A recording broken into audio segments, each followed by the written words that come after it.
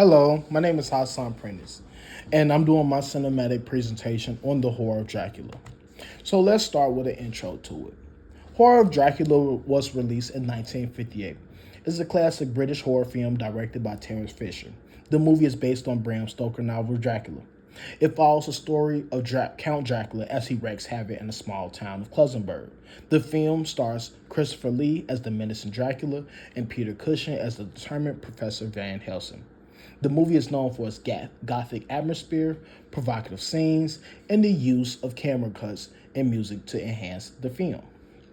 A quote is Jamie Russell, a BBC reporter slash film writer, said, "It's a film that deserves recognition as one of the country's finest horror movies, a sexually charged gothic nightmare featuring standout performances from the Hammer stalwart Lee and Peter Cushing, who stars as vampire hunter Van Helsing."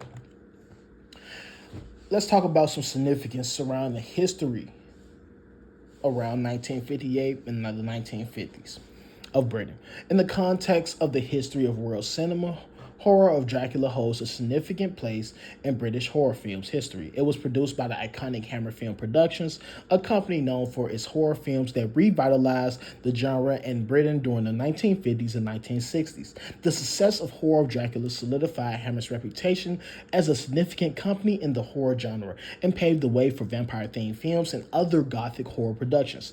Following the end of World War II, Britain was looking to move past the values and traditions during and before the war and birth pop art, or the new art as they like to call it. This change led to new ideas and perspectives on the artwork, usually involving vibrant colors. So I will give you a brief summary about the 1958 Horror of Dracula. Of course, it's a vampire movie. It is set in England. It is a British film. It is about Dracula basically seducing three women, one man, kind of, somewhat. And Van Helsing is trying to stop him, as always. Now, it's a whole bunch of cat and mouse games that's being played, a lot of mystery, a lot of foreshadowing, even. But the movie is great. It's not too long. It's less than 2 hours, and it takes you into basically three acts. The first act is Van Helsing assistant. His name is Jonathan Hecker. He comes imitating a helper or a servant for Dracula at his estate, but within the next day, he's discovered of his true intentions after he tries to kill after he does kill Dracula's bride, and he is subsequently turned into a vampire himself. And Van Helsing comes to basically end his suffering as well as stop Dracula. So, let's talk about why this film is important to world cinema. 1958 Horror of Dracula, directed by Terence Fisher, is a classic film that should be discussed in world cinema because it is a suspenseful, horrific masterpiece. When you think of a modern day horror film elements, the use of blood, particular effects, jump scares, and beautiful yet naive characters fill the genre. The Horror of Dracula has all those elements mentioned, ensuring that still the story is fleshed out and given time to develop while connecting characters with the audience. All of this was done in less than 2 hours of screen time. I have to break the ideas into parts to understand why this film is a classic and should be added to World Cinema Class because it's just that good. So let's start with the set design.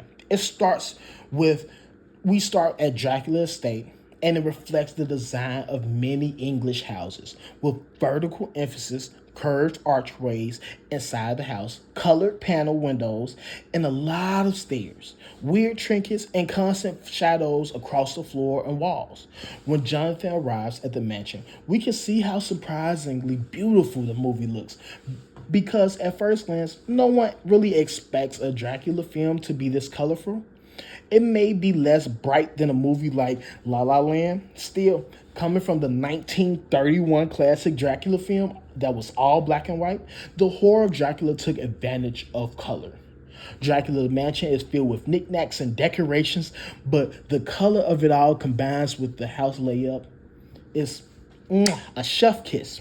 When Jonathan first enters the mansion, the camera is focused on him and then moves to where he is walking. During this process, the audience can pay attention to the character, but also take in the decorations and scope of the house. And almost like a house of a collector due to a variety of artifacts within the house, from swords, banners, and statues of large birds and large art sculptures, elongated glasses, and many candles. These elements draw the audience into the lavish life of Count Dracula.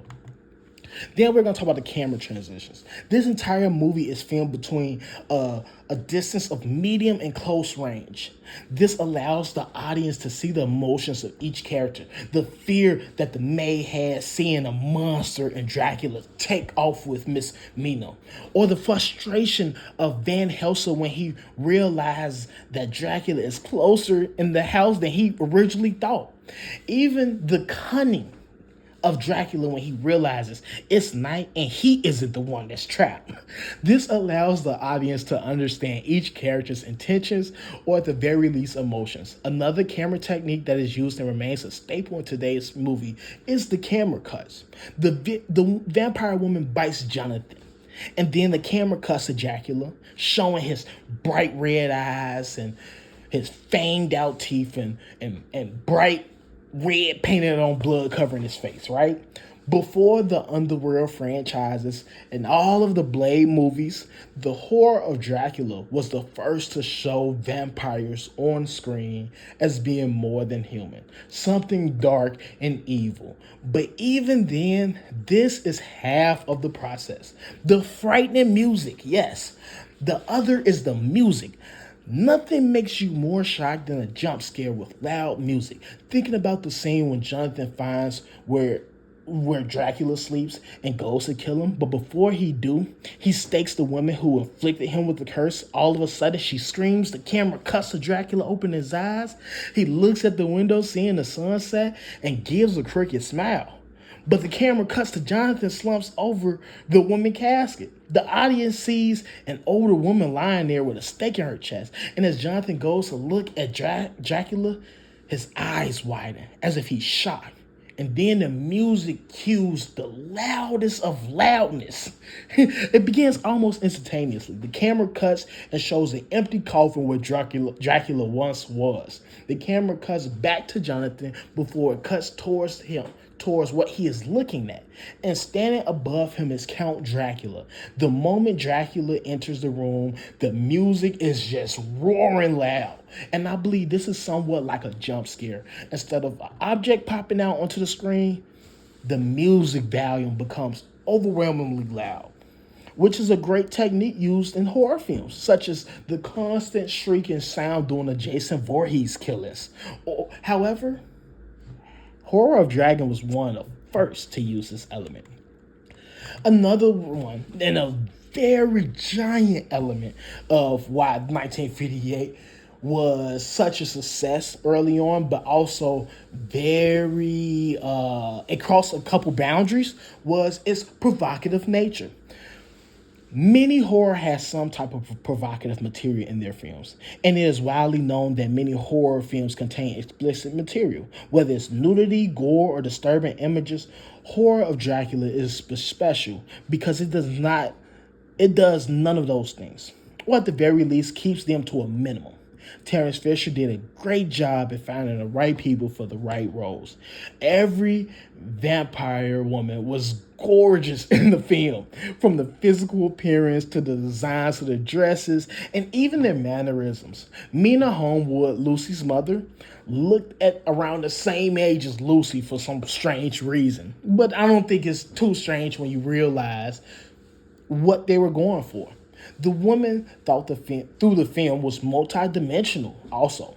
We see them fight back. We see them be flirtatious and be downright honest, even when it means it might come off as rude during those times.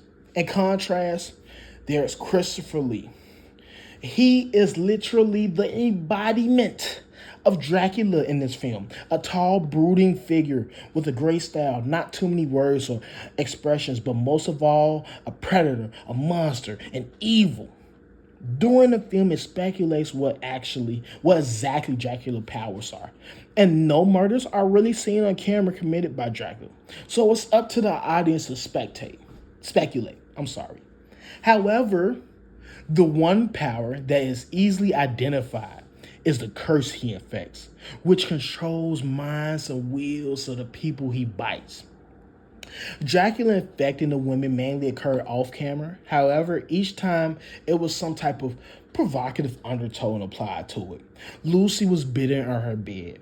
Nina was turned after being sent on a fool's errand to see her husband the night before he went off on the journey. And even Jonathan. He was bitten by a beautiful woman wearing a nightgown. Each time the victim was bitten, the camera was there to make sure the suspect either knew the victim was bitten or was about to be.